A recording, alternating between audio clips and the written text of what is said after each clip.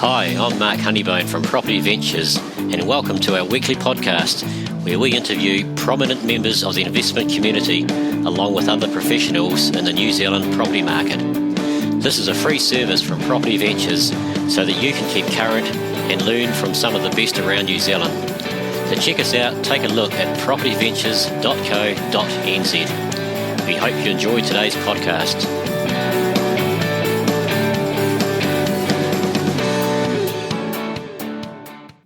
Hi and welcome back to podcast for 2016 with Property Ventures.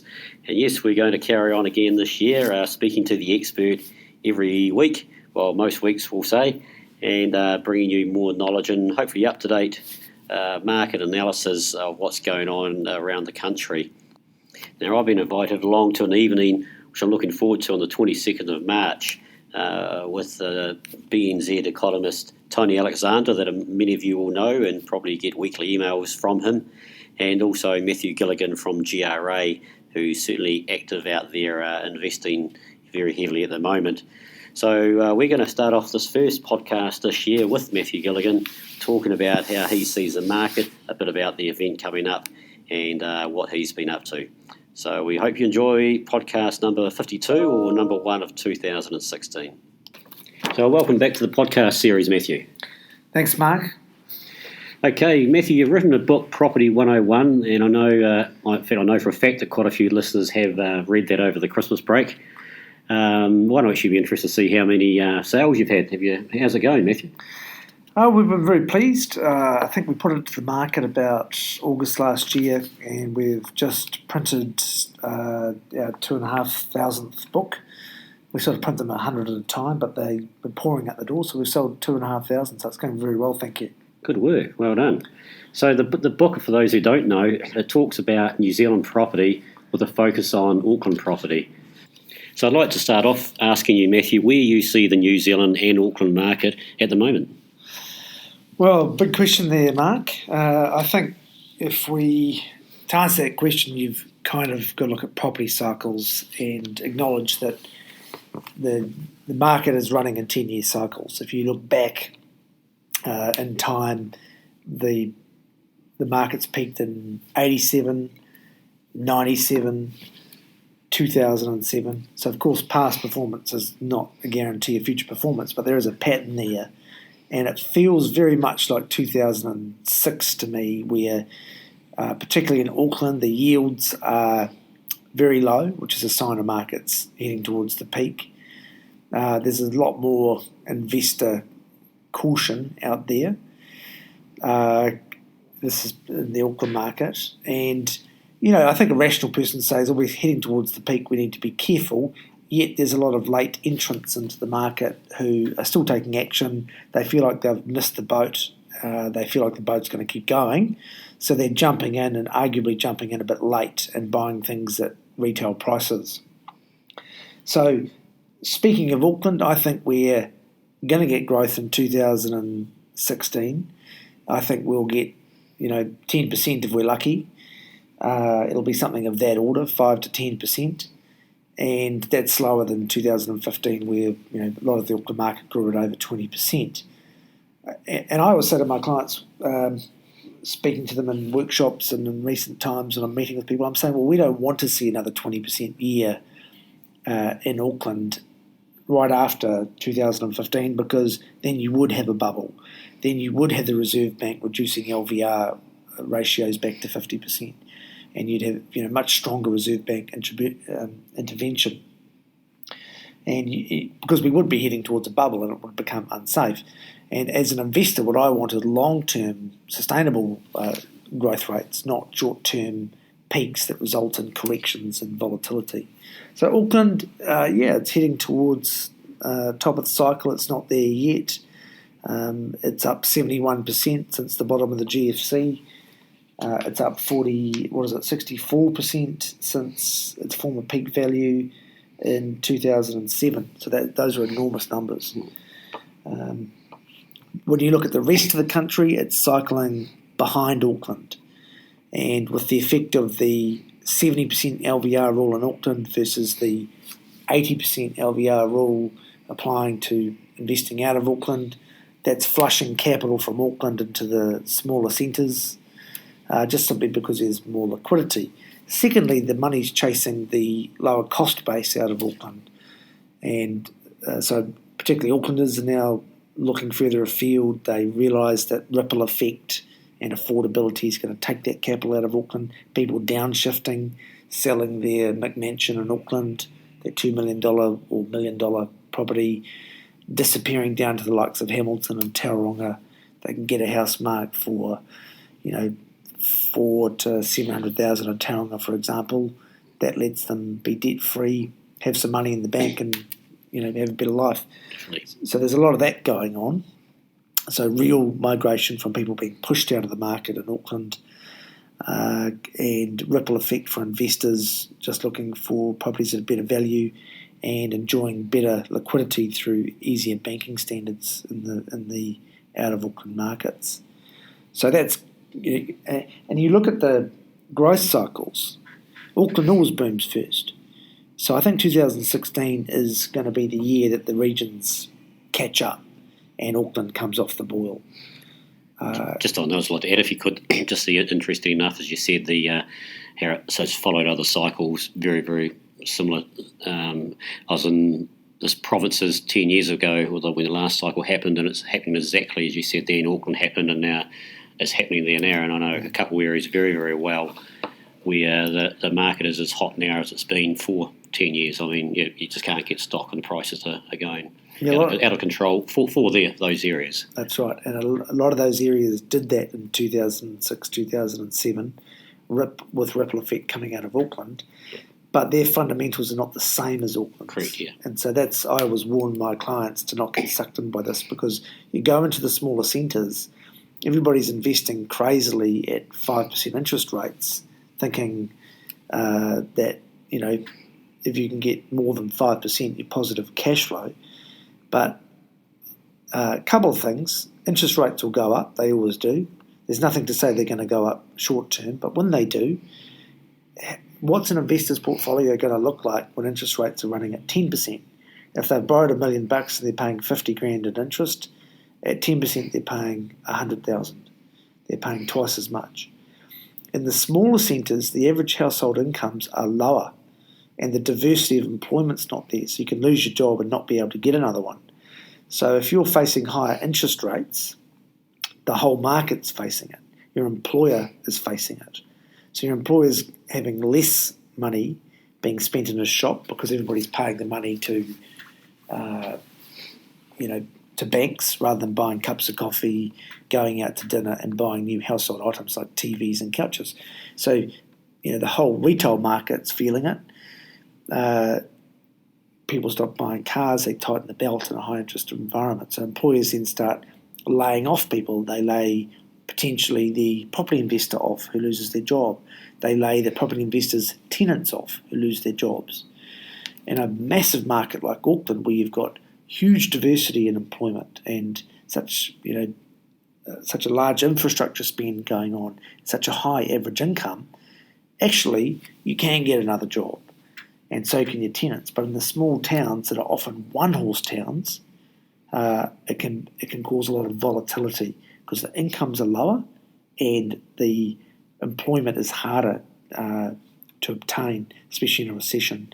So that makes these towns crash harder and stay down longer, Mark, because absolutely, they just don't have the incomes. Absolutely, and that's what's happened in the small towns that I'm talking about that's having a great year this year. It's taken 10 years to get back up to the same level that we were 10 years ago when the last time the market was like it is. We were in Auckland, as you said, you had that growth all the way through those years. Yeah, well, Auckland went down 4% from the peak value in 2007 to the bottom of the GFC. Got a graph here I'm looking at. It was about April 2009 when it bottled out, March 2009 when Auckland bottomed out. And I've seen REINZ data saying that Auckland dropped 10%, but that was 1 month. It was an aberration and it was a spot month. If you take a rolling 90-day average, which is how I've done my data, using CoreLogic analysis, we only went down 4% at the bottom of it, which is, very, very low volatility. Absolutely, compared with those other regions. Yeah, and the reason why Auckland was less volatile was because we have such a diverse employment environment with high average incomes. And in addition, of course, we have the massive supply imbalance with the Auckland population growing at a pace that's far exceeding the supply of housing. We've got such tight land supply conditions up here. So I guess going back to your question, where do I see the market? Auckland's peaking, but it's a safe environment. I don't see it crashing because of the very strong fundamentals of supply and demand and the high average incomes. I think that really does underpin the Auckland market. So sure, maybe Auckland's going a bit high, getting a bit expensive, getting ahead of the long-term equilibrium. But that doesn't mean it's going to crash. It just means it's going to be a flat market for a sustained period until the market makes sense again.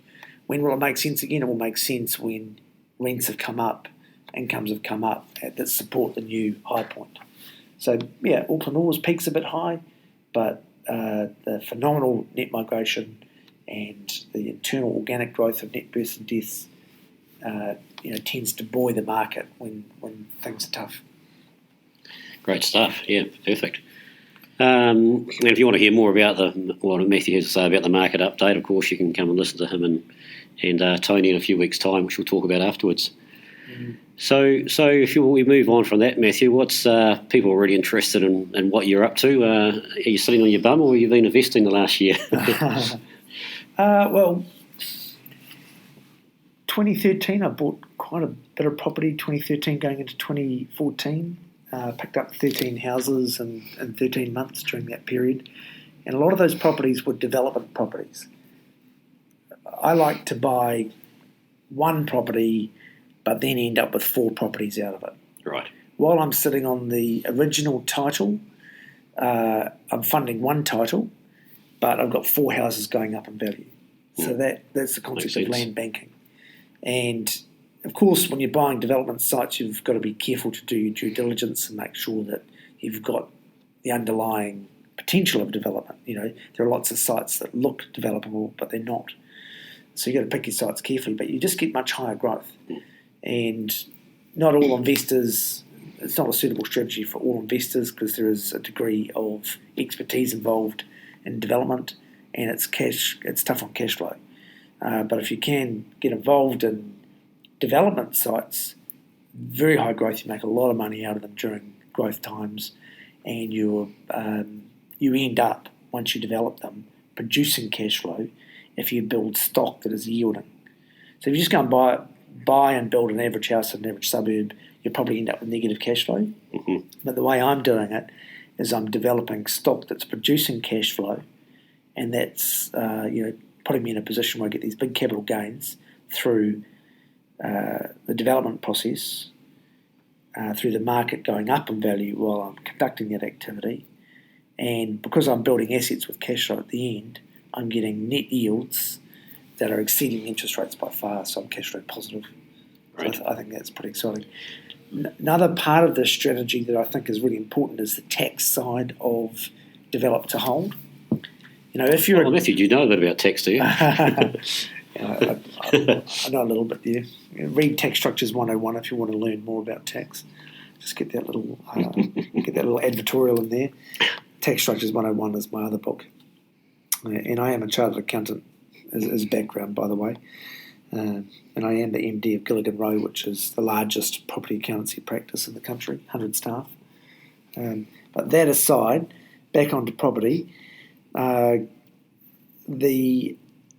you buy a property, chop it up and sell it, and you've conducted the subdivision within 10 years of the date that you purchased the property, and you sell it, you're going to pay tax on that. And if you have a certain number of properties, generally 4 or more, in that subdivision, you're going to end up paying GST as well, because the scale of the development tips it into becoming a continuous and regular activity, which for GST purposes will cause you to have to pay GST. So if you add that up, the GST plus the income tax, it's generally about 41% of your gain goes to the IRD. Of course, when you sell, you also pay the agent, and you'll end up paying another 10 to 15% of the profit you're making to the agent to sell. So if you make, let's say you make $500,000, if you're giving 40% to the IRD and 10% to the agent, that's half your gain. Half your work is going to your two silent partners, the real estate agent, which I'm sure you don't object to, Mark. Not a problem at all, Matthew. And the IRD. So for me, if you cannot sell, if you can buy, subdivide, build, and hold, then you're going twice as fast because you're not paying the agent, you're not paying the IRD, because develop to holds are exempt for GST and income tax. So that's where the commercial strategy of making money out of property and doing something smart like a subdivision and build crosses with smart tax strategy. It is quite lawful to buy, develop, build and hold and not pay GST or income tax. That's the way the law of the land works from a tax perspective with long-term investment. So I find that very exciting. So what am I doing at the moment? I've got a dozen development sites going. They're various sizes, mainly sort of 1 into 3, 1 into 4.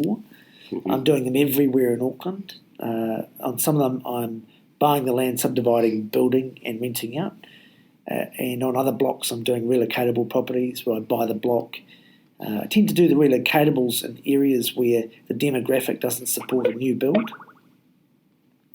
So, a new build in an area that is not supporting your margins just doesn't make sense. So, absolutely. Yeah, rule of thumb: if you're going to build a new house, it's going to cost you $300,000 to $400,000 plus the subdivision of 100. These are Auckland numbers, so it's going to be somewhere between $400,000 to $500,000 plus the land price.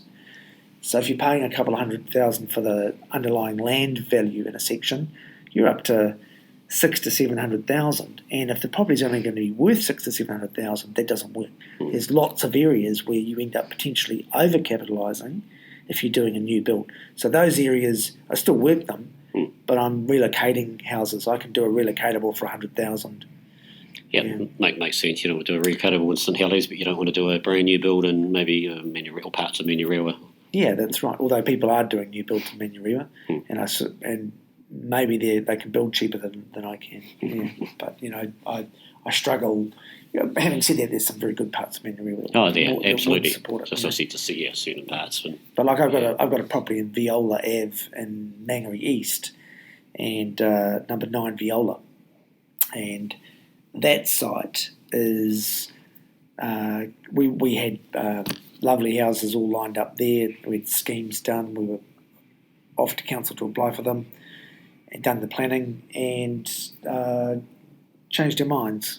Sleish Chand and I are doing this together. One of my staff here and one of my business partners in my property activities. He's another chartered accountant. And anyway, we just changed our mind. We thought, geez, looks like there's a margin on paper here, but 800 to 850 in that street's a new number. We don't trust it. Whereas a relocatable in that street, we trust 6 to 650 in that street for a nice, tidy, renovated house. Yeah. So the numbers were just sitting more comfortably, and we're getting better cash yields at that price point as well. Those are the end market values. They're costing us a lot less than that to actually develop them. Yeah. So the research, people talk about knowing the market and research, they're imperative, and you guys are making that decision. You can believe or not believe any agents or people that tell you what they think they'll get for it, but do your own research and stats that work in that area. Yeah, and of course we've been speaking to agents and they're saying to us, oh yes, no, we've got this and that, and they're listing at 800. But that's different to actually getting the sale at 800. Whereas in other areas in Auckland, 800 is a joke. It's a very small number. It's it's an old number that you can get all day long in the suburbs. So you're going to do new builds in those suburbs, 800 plus suburbs. But certainly, you've got to be careful when you head down south with new builds. So have you any sort of buy and holds in the last couple of years, Matthew? Well, everything I buy is a hold. So. Yeah, well, true, yeah, you're just doing it that. Yeah, so I just buy, develop and hold. And I have bought, stuff in 2013 while I was targeting subdivisible. Some of it was just cheap, so it was just single lot stuff that was cheap. I bought one, in Raleigh Place in Otara for $227. Nice. And it was 2013, settling 2014, so not that long ago. That property's got to be 600 plus now. It's a 1,200 lot site, a 1,200 metre site. So it's mixed housing suburban under the Auckland Unitary Plan. Right. So it's 3 lot, probably, Wow. possibly 4, depends on which version of the rules they bring in. And so I've got a land bank there, but at 227, as a purchase price, we spent 30 on it to reno it. So 260ish all in. And it's been rented for 27 grand since we bought it. 27 and a half, $550 a week. It's probably a bit under rented now. So we're getting 11% gross yield. It's netting about 9 since we bought it. That stuff's just beautiful. Absolutely is. but it's just silly to say that that's the market now, because that property's more than doubled. It's closer to tripled, and you just can't do that in the Auckland market now. So going back to where's the property market at? Well, in the Auckland market, if you go and buy an average house right now, Mark, and do average things, I think you're taking a lot of risk, and you might get cleaned out if there's a correction. So I'm saying to my clients, and certainly in my portfolio, I'm adopting the view that you've got to buy stuff that you can add value to. Not only do you make the money on the way in, but if the market falls, because there's a correction, it's falling to what you've paid for it. Mm. So you're risking loss of profit rather than loss of capital. Yeah. So what is that? What does add value? Well, is it a subdivision and build, a subdivision with a relocatable? Is it a buy, renovate and revalue? Is it a strata title, a block of flats? Is it a split 1 into 2 and get dual cash flows? Is it put a minor dwelling on the back? The plethora of things that people do that add value. Pick one and do that carefully, because you make a bit on the way in, and it makes your portfolio a bit more shock-proof. It also lets you recycle your deposits out. If you put cash in, the bank will give it back to you once you've had a bit of capital gain through adding value and market growth. Mm-hmm. So it helps you with your gearing as well. So early last year, people could go blind and just buy a property. No, they were doing okay because the market was going the crazy way it was. Yeah. Throw a dart and buy it, whatever it hits. Buy absolutely. It. Yeah. And then this year's back to investing. You invest to make money, develop. To make money, and it takes the risk factor out of it. Yeah, that is an excellent way of putting it. It is back to doing the job properly, as opposed to speculating on the inherent growth in the market. Right. Oh, actually, you asked me about the West Coast Road property that I bought last week. Oh, yes. Yeah, sorry, I meant to ask you when you're talking about your properties. Yeah. That it's an interesting site because brings to life the potential from rezone with the Auckland Unitary Plan. And so this is West Coast Road in Glen Eden, just up the road from the Waikumete Cemetery there. And this particular site, it's 125 to 139 West Coast Road. We already own 2x141 West Coast Road, so that's a 400 metre site. It's a commercial property that we rent to a gym there. And right next door there's a car dealership. So we bought those 2 sites at separate times. We bought the gym because it was cheap, 400 grand, rented it 40 grand. It's a net yield because it's commercial. So this is a little investment, but it seemed cheap to us. But the underlying zoning there under the Unitary Plan is mixed-use business. It's very flexible. So we can build, for example, commercial down the bottom, parking, and then residential on top, or we can just do all residential. Right. Because it's hard against the train station, we don't have to necessarily provide as much parking, or any parking potentially, because of the flexibility of this type of zoning. So we've ended up with 1,600 metres. We think we can put 60 apartments on top of a dozen retail units at the bottom. That would be the maximum use. So we might do less than that. So we'll probably build 3 stories because it's cheaper to build 3 stories. As soon as you go above 3, it's very expensive. And that sort of stuff, I couldn't believe the market didn't snap that up. I mean, that's just a very rich land bank asset because you've got somewhere between 40 perhaps to 60 units plus a dozen commercial titles sitting there as growth assets as a land bank, but we only paid $1 million for the underlying car yard, and it's got a net yield of 4.5% at the moment, and that's under rented. We'll put the rent up, probably get it up to 6 or 7. Nice. And we add the gym which we own next door. It just expands the size of it. So that's the sort of stuff I'm targeting. It's a little bit more complicated, so you don't have as much competition. But any developer that sees that will grab it with both hands. Tremendous stuff, Matthew. Yeah, that's awesome. Well, I think the fundamental point of difference for me and other developers is I buy it and I hold it. Yeah. And I'm sure there are developers out there, but everyone I meet as a chartered accountant specialising in property, they all come in here and they're selling. And I say, what are you doing that for? You're just paying all this tax and paying these real estate agents.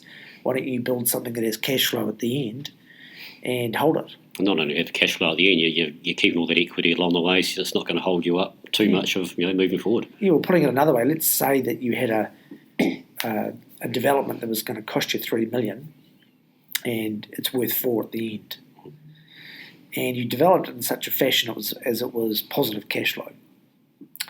If you sold it, your $1 million profit would turn into sub $500,000 through agents' fees and IRD costs. So you'd end up with $500,000 in the bank. If you held it for 10 years, the $4 million worth of property would, at 7% growth, go up by $2.8 million. You'd keep the original $1 million that you made, and it's a capital account gain, no GST, no agents, no income tax. So you keep the whole $1 million plus the 2.8 gain. You make $3.8 million over 10 years. But if you sold it, you made $500,000. Nice way to put it. Yeah, so it just makes such sense. Why give away all that future profit? That's where the money is. Of course, you only want to do this in high growth areas. So if you're doing this out of Auckland in the smaller centres that have lower incomes, that are more volatile when interest rates go up, that crash down and stay down longer, as the data all supports and shows, it's much more dangerous. Right. Your tenant pool can be softer. In the next 18 months, the small towns are going to grow. Everybody's going to think it's just like the Auckland market. They'll forget the lesson of the last, 8 years. From 2008 to 2015, these assets were dead, small town assets. 2015, halfway through, they're fired up. 2016, they're going to go well. 2017, they're going to go well. And that's going to encourage especially new investors that didn't get burnt in the last cycle to think that the small towns are equal to the big centres with fantastic supply imbalances like Auckland. And I just think that people need to be cautious and learn the lessons from the past. Stick to the big centres that have tight supply, strong demand, and high average incomes. Those are the places where you're safer as an investor. Makes good sense, Matt. Yeah. Good. Okay, we'll move on. So thanks very much for that. That's great. Now, you've obviously, people who haven't heard you talk before are starting to realise you've got a bit of a nous about this property game. You run a property school now at GRA. Tell the listeners a bit about that. Right. It's not one of these $10,000 courses, I hope. No, should be. No, GRA is an accounting practice fundamentally, specialising in property. So we make money out of doing tax returns and giving advice to our investors, and we get a kick out of seeing our clients make money. A lot of clients would like to do these expensive courses, and they are good. There's a lot of very good quality providers out there, but some of them just can't afford it. And so we've got a very affordable course that we run. It's $450 for a 7-week course. During this course, we look at market fundamentals, property cycles, how to read the market. We teach how to change strategy with the cycle because you do different things at different parts of the cycle. It's a key learning. So, for example, low ball offers at the top of the cycle, everybody thinks you're an idiot. If you've got an agent that's selling a property for $600,000 and you offer them $400 at the top of the cycle, you lose credibility. It's just, the low ball strategy just doesn't work. But if you do that during the bottom of the cycle, the agent will think, oh yeah, I'll have a go at that, see what the vendor says. So you've got to change gear and change strategy with the cycle. So we talk about the different strategies out there and what's appropriate at the different stages of the cycle. And so it's all about learning the different strategies and with a particular focus on what I think is working in this current environment. When I've been discussing some of that in this podcast. So it's a 7-week course and it's very popular. We look at tax structures, finance structures, property management. Of course, you, Mark, speak on the role of a buyer's agent, a very good buyer's agent you are, and how you can add value to them as a seller's agent for specialising in investment property. Great. So it's a very broad course. It's 7 weeks and it's cheap. And you have to be a GRA client to attend that? Or? No. It's open to the public, and of course we run the course because it brings in a lot of new clients for the practice, which we appreciate. And in truth, that's probably one of the main reasons we run the course. Because very honest there, Matthew. In front of all these people. Yeah, but it does create a lot of love with the client base who are existing clients because they realise how good their accountants are. At property, and it gets them galvanised into action, so it helps our existing clients as well. Yeah, and obviously I see good feedback from it. I'm there for 40 minutes on week 4, and people obviously get a hell of a lot out of it. So well, we've been running it. This is our 2nd year, and all of the clients that listened to me last year and went out and bought subdivisible sites and cracked into it, they're making heaps of money. So it's about having advisors that are doing it and living it, because then they can give you advice that's relevant to the current environment. Right. Yeah. I'm sure there'll be a point in about 18 months' time where, or whenever it happens, when we enter the down cycle, we'll say to people, stop. Don't buy this year, because there is a stage in the cycle where you shouldn't buy. Yeah, definitely. But we're not there yet. Start prepping then for a year or two afterwards. Yeah. Right. Well, if you haven't had any time to promote it yourself or anything yet, Matt, we mentioned about the event on the 22nd of March with Tony Alexander. This is obviously a big event. Is that the Alexander Race Course? Ellerslie Race Course. It's at Ellerslie Event Centre. Yep. Ellerslie Race Course. It's on March the Tell us a bit more about that and what it involves. Well, look, Tony Alexander, he's the BNZ's chief economist, and he's somebody that I have enormous respect for. He's such a clever economist, and he speaks in such a sort of candid, off-the-cuff way. He's got deep knowledge of the economy in New Zealand, but he's got a particular focus on property investment too, and the property market. So I've always enjoyed listening to him. I read all his blogs and get his newsletters, and I know that he's got an enormous following. A couple of years ago I ran a workshop with him, and it's one of the best events we ran at GRA, and we sold it out 500 seats. Right. And it was sold out very quickly. So this one, we've got 800 seats available, and we did have 500, but we sold 370 seats. These are really cheap. It's $20 a seat. So right. It's not a money-making exercise. But we sold 370 seats in 7 days. So we've moved the room within the venue, and we can now get 800 in there. So we think that we'll have around 800 people in the room. Wow. Tony's going to be talking about where he sees the New Zealand economy and the world economy and how that's relating. He's going to overview the Auckland property market, where it's headed, and where New Zealand's fitting into that with ripple effect and so forth.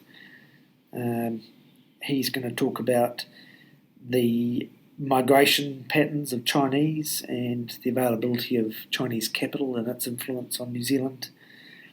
And just share his view of what's going on that will affect property investors, including interest rate cycles and the changing Reserve Bank policies related to finance and all the things topical to property investors.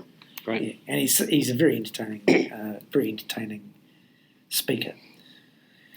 Yeah, so that's his lineup, and then I'll follow him, and I'll be looking in a little more detail at some of the strategies that I'm using in the Auckland property market in 2016 that are making me money. And I'm an open book, so I show people what I do, and I hope that people can learn from that and copy it.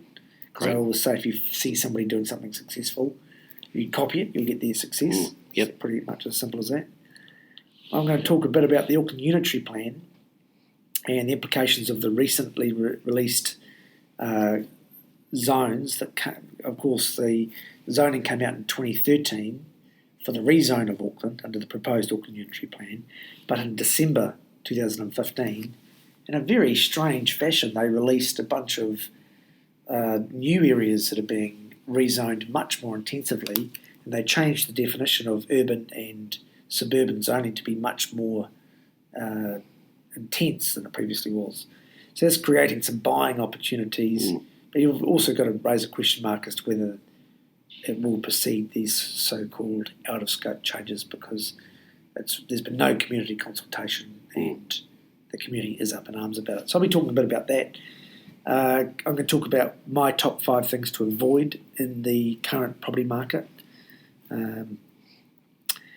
And I guess just talk about what areas, what types of property people should be targeting if they want to be active in the market, where they're going to avoid risk and make profit, that I can see them making profit. Yes, that's very much a wealth creation night. I'll also talk a bit about some of the tax changes. I'll talk about the apartment market, and we'll have a question and answer session at the end with Tony, myself, and the audience. Great stuff, sensational. So I think there's more information on the GRA site. There's also, we're putting an email out tomorrow alongside the podcast. Well, in fact, as people listening to it today. So you should have plenty of opportunity to get in, but I'd say get in quickly. Had 350 in 7 days. Closer to 370 right. 2 hours ago, so it's pretty quick. Hey, if somebody would like to book, you can go to www.gra.co.nz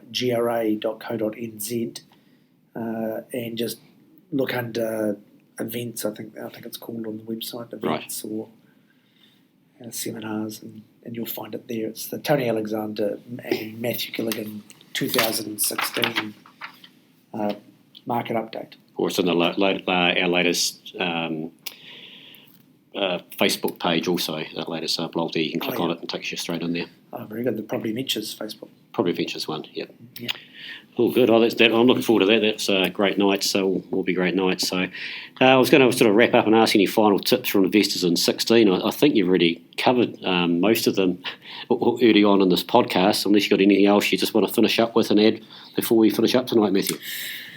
Look, I think my number one tip is not all areas are equal. And in the cut and thrust of a busy property boom, they feel equal. You know, if you're in a small town with a single employer, or should we say non-diverse employment options, yep, where there's a fairly loose land supply, lots of big backyards, and you can easily develop it. So you've got loose land supply, your population's not growing quickly, it might be aged, and of course not being replaced, so when the baby boomers start to die, you'll have an oversupply emerge just from the shape of the population curve. These sorts of areas are not equal to a main centre that has diversified employment opportunities, tight land supply, and strong demand through net migration or organic growth. So, number one tip is feels good and feels equal in these small towns across New Zealand, but in the down cycle, if we learnt something from the GFC, these areas fall further, they're more volatile, they stay down longer, so put your money in the big centres that have good fundamentals.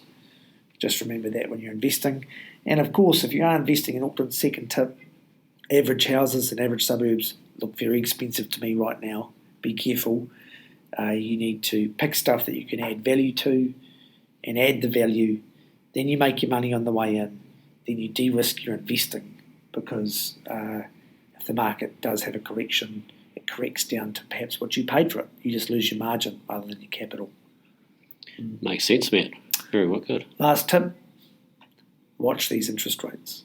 Everyone says interest rates are going to go down or stay down, and 10-year average interest rate in Auckland's in New Zealand is closer to 7%, and the 15-year average interest rate is closer to 7.4%.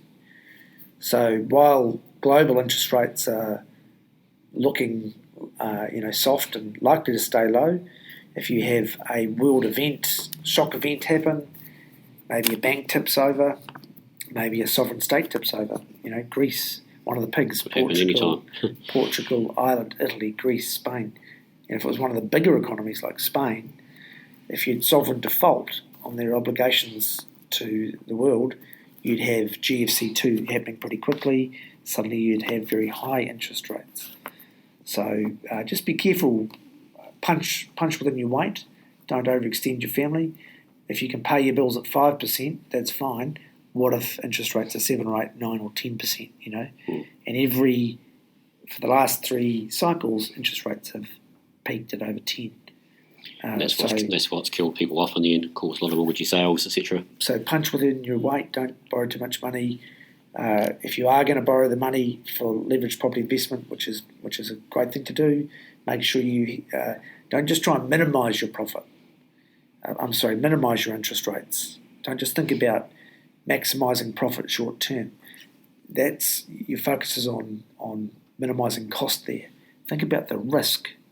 If your fixed interest contract breaks out in 3 years' time, and because that was the cheapest rate you could get, and interest rates are 10%, well, you've done all this work owning a property for 3 years, you've taken advantage of a very low rate, but you might go broke.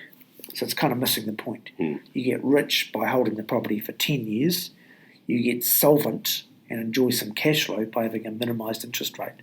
But those short-term interest rates, they could kill you financially if you're not managing the risk of spikes in interest rates. So talk to a registered financial advisor, somebody appropriately qualified to give you advice on fixed interest contracts, your banker and so forth, but be very careful. It's not just about minimising the cost of interest, it's about protecting your family from spikes in interest rates. Right. That's probably enough. Yeah, great work, Matt. That's huge. If you got a 10-year rate, dangerous or not dangerous? Well, it's funny. I watch online TSB. They put a 10-year rate up, and there were people saying, "Oh, you have a change of circumstances; these rates could really hurt you." And I sort of looked at that and thought, it's a pretty unsophisticated view of it, because if you did have a change of circumstance, that would mean you're selling one property probably to buy another. And so you could roll the debt. The debt is portable. You don't have to repay the debt, suffer the fixed interest contract, and then re-borrow it. So I thought it was a pretty unsophisticated way of looking at it. And for me, what we need to reduce volatility in the market is more longer-term interest rates. Because if all property investors could do what they do in the States and borrow for 30 years at 5%, well, who wouldn't do that?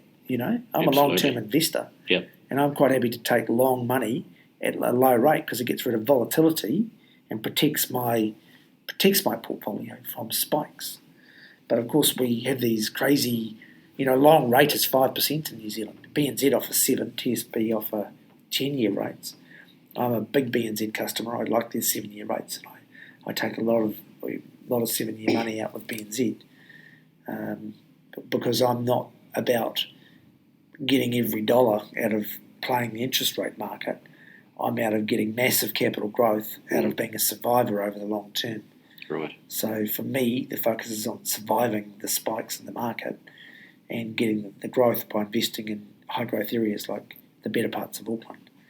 So not too much focus on those short-term rates. I think that's quite dangerous.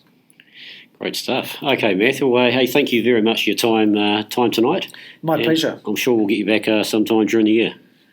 Thanks very much for inviting me here. Well, that's a great way to start the podcast of 2016. I'm sure you all got a lot out of that. Remember, if you want to go to the Tony Alexander, Matthew Gilligan evening on the 22nd of March, you can go to our Facebook page at Property Ventures to book there, as well as obviously the GRA site. So thanks for listening to the first podcast of the year. Keep listening for many more to follow. Have a great week.